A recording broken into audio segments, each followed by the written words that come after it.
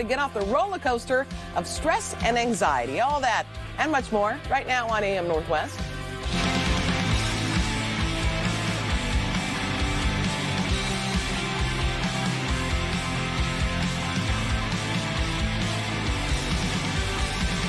Worried about your health, anxious about your relationship, overwhelmed by your job? Here to share ways to transform your stress, we welcome the author of Get Out of the Red Zone, clinical psychologist Elizabeth Lombardo. Hi, Elizabeth. How are you? Good morning. I'm doing well, thank you. So talk about the red zone. What is it exactly? Yeah. What is this red zone? Now, when I'm talking about the red zone, I'm not talking about the football red zone, but rather the psychological red zone. And the psychological red zone happens when we experience high levels of stress. So if you think of stress as going on a continuum from 0, no stress at all, to 10 out of 10, the most stressed out you've ever been. The red zone happens when we're at a 7 out of 10 or higher. And we tend to think differently and act differently when we're in the red zone. So quick pop quiz for you. Have you ever said or done something that you later regretted? Oh. It's a daily thing for me. Yeah, and I'm not going to ask you what it was. Okay. So have you ever avoided or procrastinated an important task? Yes. Sure. Have you ever been so overwhelmed that you had trouble focusing? Yes. Of course, right? And if you answered yes to any of these, that is an indicator that you were in the red zone. So is your idea then to how to deal with this? Because we're all so stressed out right now, especially because of the pandemic, and then add any other stresses on and we're doubly stressed, right? So what is your idea? It's like, first of all, why do we get stressed out and how can we help ourselves get out of it?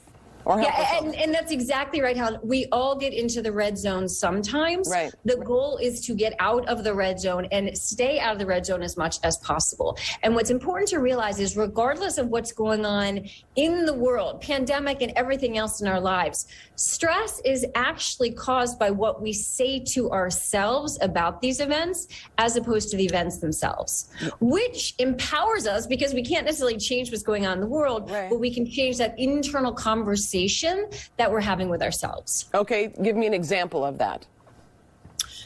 Give me an example of that. So, for example, New Year's resolutions can be very stressful for people, right? We're getting to the official quit day. New Year's resolutions. A lot of times people are saying, "Oh, I'm gonna give up all alcohol and all booze and work out every day," and then life gets in the way, right? They have one cookie and they think, I had one cookie and ruined my diet. I might as well have the whole plate. Puts us into this state of stress. So we get to reinterpret, oh, I had one cookie. I'm going to savor every bite. I'm going to enjoy it. And I'm going to go for a walk today after work. All right. Well, you just mentioned the walk because that's one of your solutions is to get outside. Right, exactly. So when you're in the red zone, right, it's almost like your brain thinks it's drowning. Your limbic system hijacks your rational thinking. And so to tell someone in the red zone to just calm down never works, right? Because that brain feels like it is drowning. So I have something called the Helm Principle. And the Helm Principle is what you want to do when you notice you're at a 7, an 8, a 9, or a 10. The Helm Principle is grabbing stress by the helm. H stands for halt. And when I say halt, I mean halt all movement in your mouth, right? Don't let anything out of your mouth when you're in the red zone, because that's when we tend to say things we later regret. Don't put anything in your mouth, because that's when we consume things we later regret. E, exercise, right? Moving your body. It doesn't have to be 90 minutes of yoga. A walk, jumping on the bed, a couple push-ups, sit-ups, squats, releases endorphins to get us out of the red zone.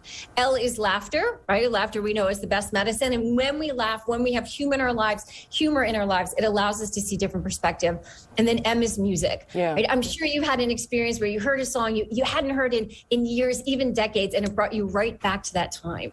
Music is very powerful impactor on our emotions. And in fact, a lot of my coaching clients have a get out of the red zone playlist. They just hit play when they're in the red zone and it helps. Oh, that is a great idea. Yeah. I love that. So what about favorite tunes? You like the lyrics, you like the beat, dancing around is even better. Yeah, I think that's great. What about socializing? Because it seems like a lot of people too feel so much better when they can connect with their friends. So again, it depends what you're saying to yourself, right? Yeah. Some people being with friends, oh, that's great, stress relief. For a lot of other people, especially after the pandemic, there's a lot of social anxiety that's been picking up. Yeah. And so if that, and again, same event, different interpretation. When we have social anxiety, it's what am I going to say? I'm going to mess up. They're going to make fun of me.